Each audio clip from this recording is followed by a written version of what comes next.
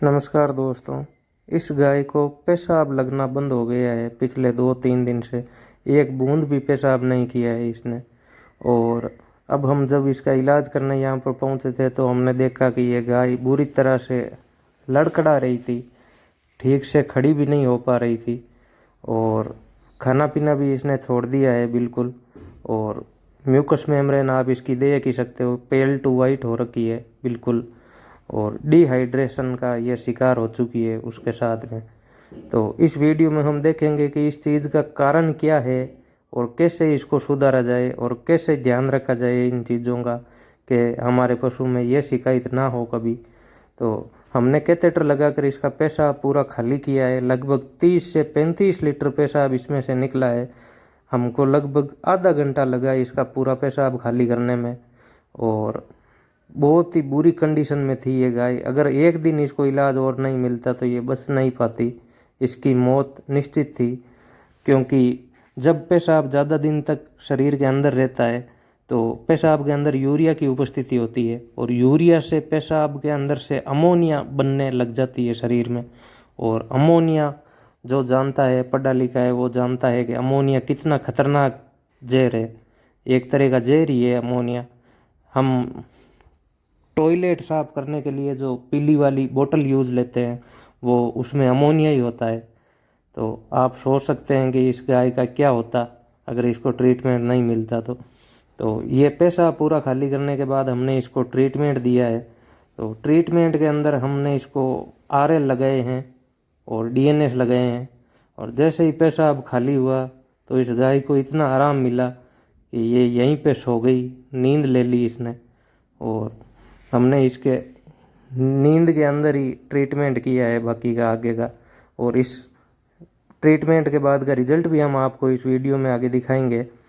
तो हमने इसको 4 लीटर फ्लूइड लगाया है आईवी, जिसमें 1 लीटर आरएल है, 2 लीटर डीएनएस है और 1 लीटर D5 है। और फ्लूइड के अंदर हमने इसको इंजेक्शन भी दिए हैं। इंजेक्शन में हमने एक तो इसको दिया है रिमोट वेट, जो कि फ्रूसेमाइड इंजेक्शन आता है, वो हमने इसको 10 ml दिया है ताकि बची कुची अमोनिया जो है वो पेशाब के रास्ते से बाहर निकल जाए शरीर से। और हमने इसको बी कॉम्प्लेक्स दिया है और न्यूरोकाइंड हमने इसको दिया है, क्योंकि नर्वस सिस्टम सिम्टम भी इसमें आ गए थे और लड़खड़ा रही थी ये, ठीक से खड़ी भी नहीं रह पा रही थी। तो इसके लिए हमने इसको न्यूरोकाइंड भी दिया है लगभग 7-8 ml। और विटामिन B1 और विटामिन ए के इंजेक्शन हमने इसको लगाए हैं 10-10 ml। और बाकी ट्रीटमेंट में एंटीबायोटिक में हमने इसको 15 ml जेंटामाइसिन दी है, वो IM ही लगाई है हमने इसको। और भूख लगने के लिए रूमेनोटोरिक के रूप में हमने इसको दिया है टोनरोसिन, जो कि 15 ml दिया है। टोनोफॉस्फोन का जो इंजेक्शन आता है वो हमने इसको दिया है 15 ml। एक इंजेक्शन हमने इसको एनाल्जेसिक दिया है, जिसमें हमने इसको मैक्सटोल लगाया है लगभग 15 ml। और उसके बाद ये गाय लगभग अच्छी कंडीशन में आ गई और सीधे ही यहाँ से ट्रीटमेंट होने के बाद खड़ी होते ही सीधी अपनी जगह पे जाके चारा खाने लगी। भागती हुई गई और चारे पे जाके चारा खाने लग गई सीधे।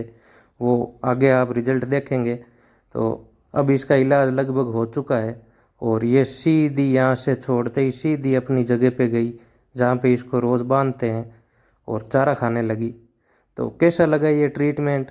और आप भी अपने पशुओं का ध्यान रखें और इस तरह के अगर लक्षण आपको भी मिलें अपने पशु में तो उनका तुरंत इलाज करवाएं पशु चिकित्सक को बुलवा कर।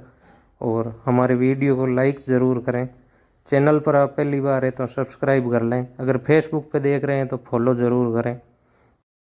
और अब से मैं ये अपने यूट्यूब चैनल और फेसबुक पेज पर एक वीडियोज़ की सीरीज़ लाने जा रहा हूँ, जिसमें हर बीमारी से संबंधित घरेलू उपाय और उनसे बचाव के तरीके और अपने पशु को कैसे उन बीमारियों से बचाएं और उनके लक्षणों के बारे में मैं उन वीडियोज़ में बताऊंगा।